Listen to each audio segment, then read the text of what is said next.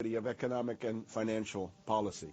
Geithner was on board at the Fed, the New York Fed, dealing with all these institutions. He didn't get it. And then we had this fellow who came up afterward, Mr. Friedman. He was on the Goldman Sachs board, and he didn't last too long as a Fed chairman. Why? Because he had a conflict of interest. Is it possible that there's so much conflict of interest here that all you folks don't even realize that you're helping people that you're associated with, and you should be recusing yourself for America's ethics? I behaved with the...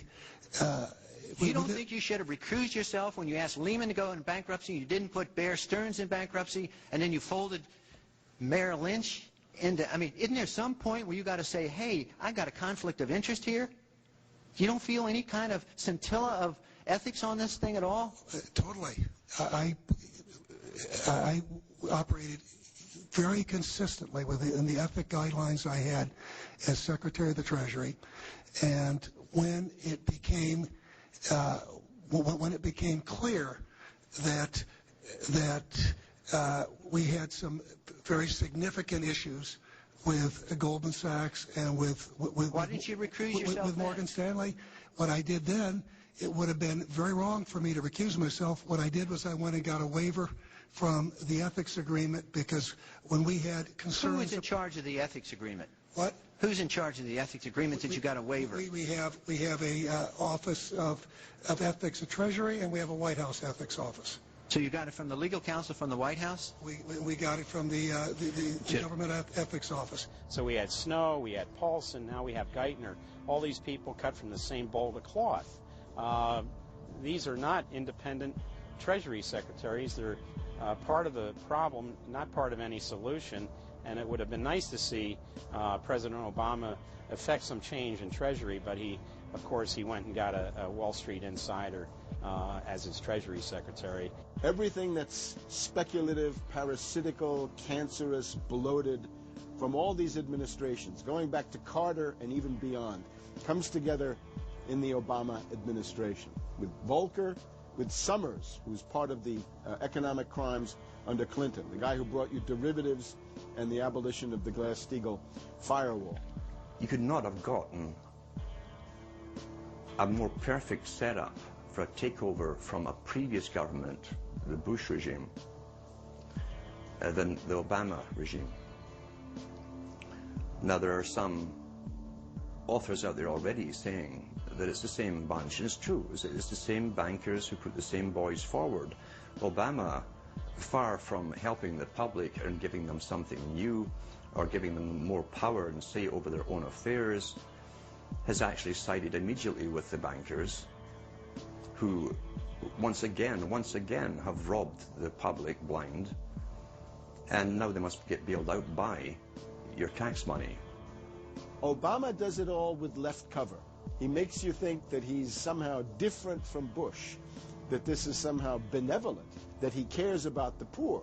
And in reality, this is the cruelest hoax and the most bogus sham.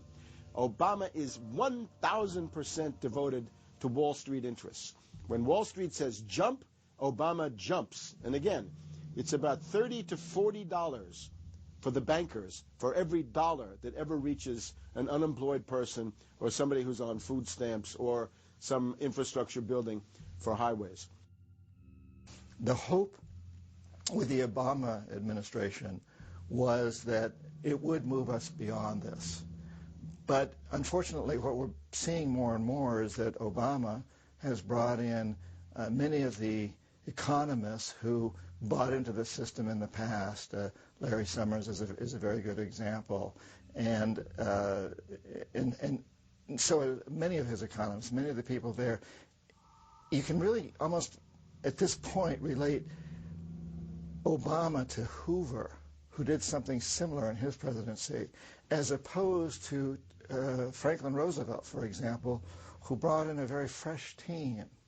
So the concern here now is that Obama's falling into this trap of bringing in the same people who put us in the position that we're in today, and other people who buy into the same theories that brought us here, this mutant form of capitalism. Presumably what most politicians want to come in is say, hey, The problems of the past, they're due to the old guy. And I'm cleaning house, and I'm going to bring in a new team, and don't blame us for the things we've inherited. Can't say, you know, those policies of the past that came before were insane, because you got the guy that was one of the key architects of those policies. People need to stop having allegiance to their political party. They need to have allegiance to the Bill of Rights, the Constitution, and what has made our republic so special. The basic human rights and dignity that every citizen of this country inherently has. Not because it's some right given to us by government, but because our Bill of Rights, our Constitution, enshrines that these are inalienable rights given to us by God, that we inherently have as sentient, free, conscious beings. But instead the public cheers on the Republicans as they win, or cheers on the Democrats as they defeat the Republicans. It's an endless, staged, gladiatorial event, special interest, own both parties, and they project this false left-right paradigm up as like a movie screen. And behind that, behind the throne, the establishment is able to control our society and engineer it into this high-tech police state. If you try to let the finance oligarchs who created the crisis turn around and say they're the doctors who are going to get you out of the crisis, they will dig you deeper and deeper into the bottomless abyss of world economic depression, financial collapse, and disintegration. The Democrats have really done more to destabilize the American economy and to help the big banks on Wall Street than the Republicans have done. I would imagine that the Republicans know a little bit more about finance and markets enough that when someone like Goldman Sachs asks the Congress to change laws as they did in the 90s to do away with position limits on the futures contracts, the Republicans would have said, no way, that's completely inconsistent with any notion of a fair market. But the Democrats, I have a feeling, are just not financially literate enough to say no. And I think that Goldman has very shrewdly positioned themselves with the Democrats, because the Democrats typically, like many NGOs that I've run into, they seem to have a complete inability to comprehend these issues of markets and finance and how it relates to social justice. So under the Democrats, we also saw the repeal of Glass-Steagall.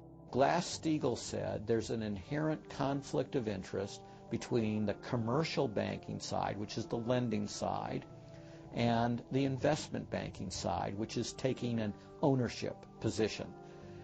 And we have to end this conflict of interest by separating these two entities. You can have investment banks and you can have commercial banks, but they have to be separate. Do you think that the repeal of Glass-Steagall was a tragic mistake? No, I don't think so. You could be a commercial bank like Chase Manhattan, or you could be an investment house like J.P. Morgan, or a bank like Bank of America, or an investment house like Merrill Lynch. But you couldn't be both. And as the 90s went on, the screaming hyenas of Wall Street were demanding that this prohibition, this regulation, be abolished. This was an illegal and inappropriate form of casino. The derivatives were being used, and they were being unregulated, and people were getting 30 to 1, 40 to 1, 50 to 1, and sometimes 100 to 1 profits on the way up. And remember, derivatives are a zero-sum game, so there's nothing there. It's not like a piece of stock in General Electric or Ford or something like that where there's supposed to be some value. Derivatives have no value. But the very people, Summers and Gettner and all the people at Goldman Sachs and J.P. Morgan who created these things made not millions or billions but trillions on the way up. And now that these things are crashing, the very same folks are now put in charge of regulating these things and in charge of the bailout, and they are giving money to the very rascals that created this problem, took the profits. The problem cannot be fixed, and this is on Obama's watch right now. You have so many different schemes and mechanisms at play.